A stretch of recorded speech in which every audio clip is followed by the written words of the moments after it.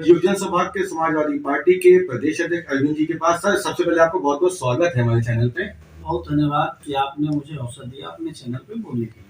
Sir, ये जो Samajwadi party की नीतियां हैं और उसको लगातार जनता के बीच जो आपकी विपक्षी पार्टी, जिसको कि इस समय कहा जा रहा है कि भारतीय जनता पार्टी आपकी मेन विपक्षी पार्टी है, वो कह रही है आप यादव मुस्लिम की पार्टी, आप कहाँ देश विकास कर पाएंगे? देखिए, भारतीय जनता पार्टी हमेशा झूठ बोलने का काम करती है। भारतीय जनता पार्टी का तो काम ही है रोकना।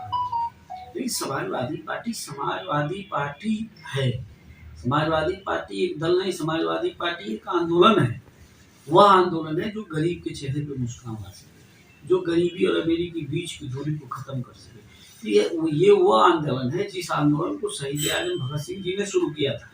उन्होंने आज़ादी के आंदोलन में चंद्रशेखर आजाद की एक संस्था हुआ करती थी, जिस संस्था के तहत वो लड़ाई लड़ रहे थे, उसका नाम था दी हिंदुस्तान रिपब्लिकन एसोसिएशन।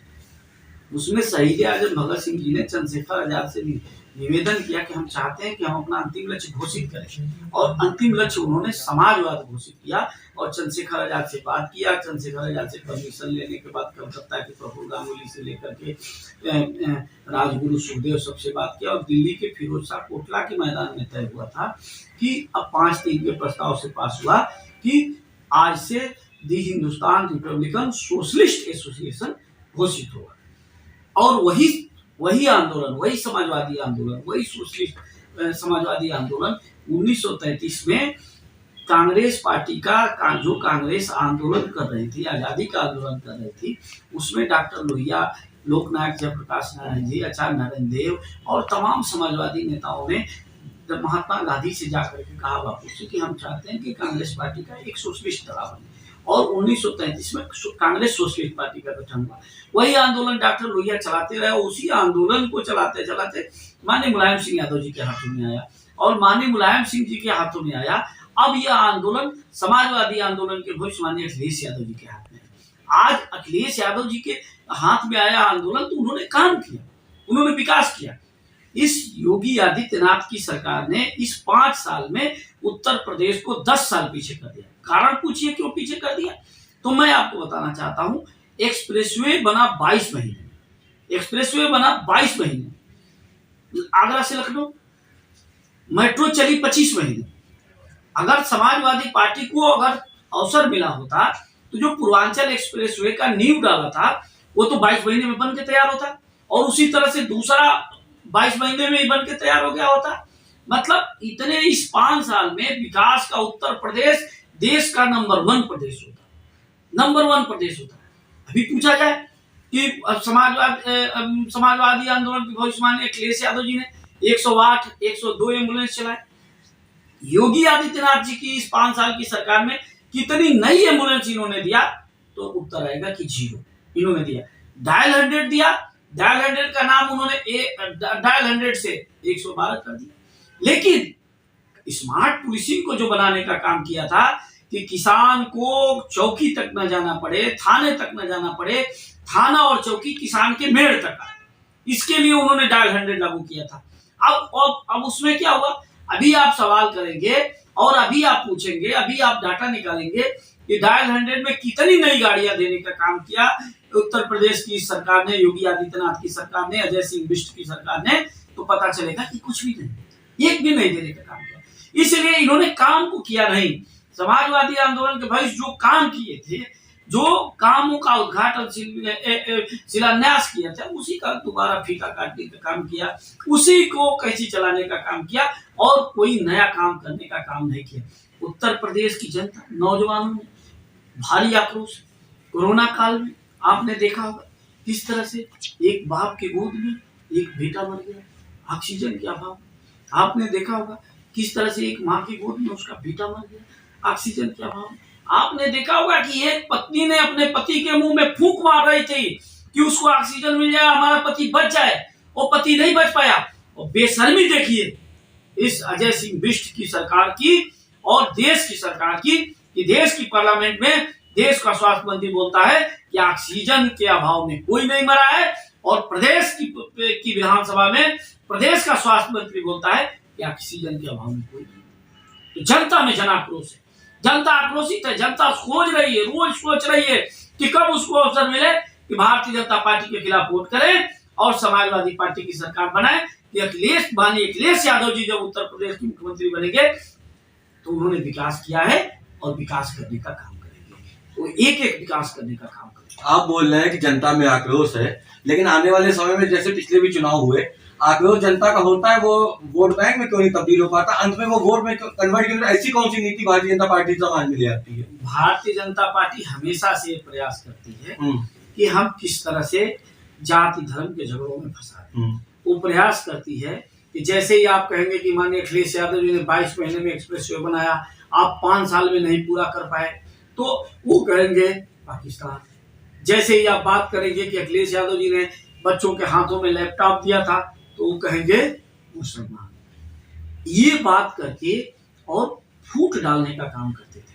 लेकिन आज जो दलित, पिछड़े, अल्पसंख्यक और सारे लोग जो एक साथ हुए हैं, ये लोग समझ चुके हैं, उनके मानस पटल पे बैठ गया है कि अब ये भारतीय जनता पार्टी विकास नहीं कर सकती है, केवल हमको मंदिर मस्जिद, कब्रिस्तान और शमशान के झगड़े में फंसाना चाहती है, पाकिस्तान और भारत के झगड़े में फंसाना चाहती है और विकास को डंप करती है और डंप कर दी है। और विकास जब रोजी रोटी का सवाल आ जाएगा, किसी के नौकरी का सवाल आ जाएगा, किसी के पढ़ाई पे सवाल आ जाएगा, किसी के छात्र प्रतिपूर्ति पे, छात्रवृत्ति पे सवाल आ जाएगा, किसी के रोजगार पे सवाल आ जाएगा, तो आदमी वहां कुछ भी नहीं देखता है, वहां सीधा देखता है कि हमें इनको हटाना पड़ेगा।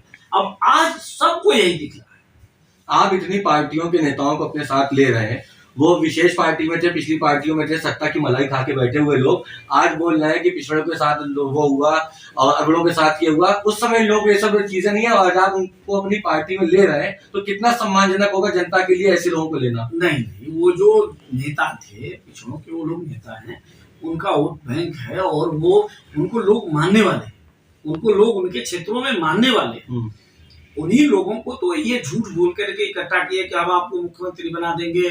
उन्होंने किसी चौहान को कहा कि आपको मुख्यमंत्री बना देंगे, कहा किसी राजभर को कि मुख्यमंत्री बना देंगे, उन्होंने मौर्य को कहा कि मुख्यमंत्री बना देंगे, उन्होंने कुर्मी को कहा कि मुख्यमंत्री बना देंगे, और मुख्यमंत्री किसको बना दिया?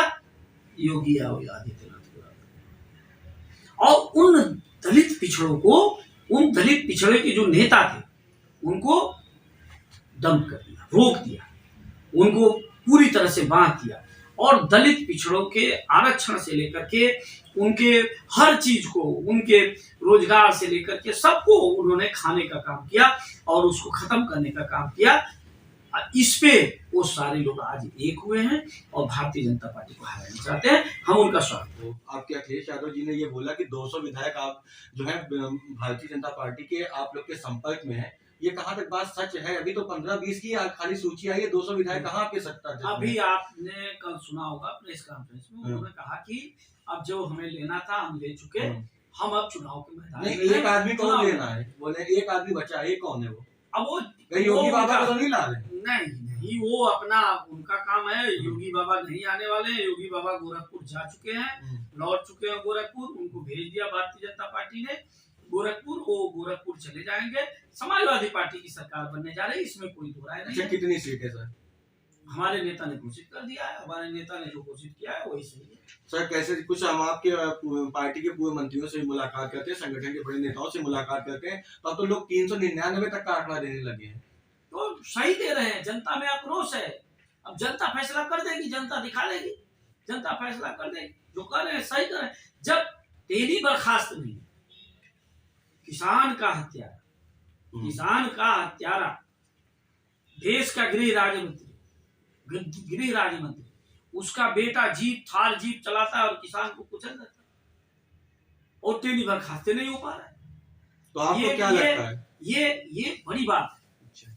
ये किसानों के साथ गुस्ताखी है। ये बहुत बड़ी बात है, बहुत बड़ी बात है कि किसान को कुचल देने वाला, किसान नेताओं को कुचल देने वाला, और सरकार में मंत्री बना रहे। पहली बार ऐसा हुआ है। लोग अगर 1-2 किसान की कहीं हत्या हो जाती थी तो ऐसे नेता हुआ करते थे देश में कि जो उसकी जिम्मेवारी लेकर के और मंत्री पद से इस्तीफा दे देते थे। लेकिन ये ईमानदारी का पाठ पढ़ने वाले लोगों ने बर्खास्त करने का काम नहीं किया। आपने देखा होगा कि मुख्यमंत्री के एक चाहने वाले का चाहने वाला दरोगा था, हम्म। उसने मनीष गुप्ता की हत्या कर दी, गोली मार दिया, पर्दाफाश भी हो। नहीं, ऐसे लोग कर रहे हैं। जिस प्रकार ये से कानून आपकी व्यवस्था को पार्टी ध्वस्त कर दिया। जिस प्रकार से आपकी पार्टी लगातार जनता के बीच रही, आप बोल रहे हैं कि जन समर्थन आपके साथ है। अगर चुनाव में कुछ उलटफेर हो गई और आप सरकार नहीं बना पाए तो किसको दोषी मानेंगे?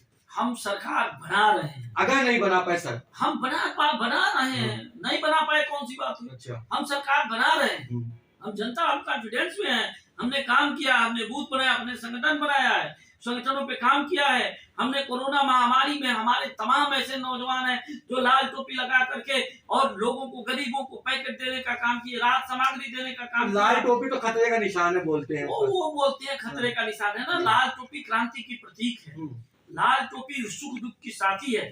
लाल टोपी हर उस बेरोजगार की, छात्र की, नौजवान की उम्मीद है कि यही लाल टोपी आएगी, उत्तर प्रदेश में सरकार बनाएगी तो हमको रोजगार देगी। और उस किसान की उम्मीद है कि ये लाल टोपी आएगी तो हमारी बिल माफ कर देगी, हमारी 300 यूनिट बिजली फ्री कर देगी। वो उस लाल टोपी एक एक लोगों की उम्मीद है, ये उम्मीद की लाल टोपी। ये थे हमारे साथ प्रदेश अध्यक्ष युवजन सभा समाजवादी पार्टी अरविंद जी, और बहुत ही बेहतरीन जवाब के साथ उन्होंने अपनी प्रतिक्रिया दी कि आने वाले समय में विधानसभा चुनाव में इनकी जीत निश्चित है और कोई भी ऐसा ऑप्शन नहीं जिससे इनकी जीत निश्चित ना हो, क्योंकि जवान, बेरोजगार, युवा, किसान, महिलाएं इनके साथ हैं। धन्यवाद।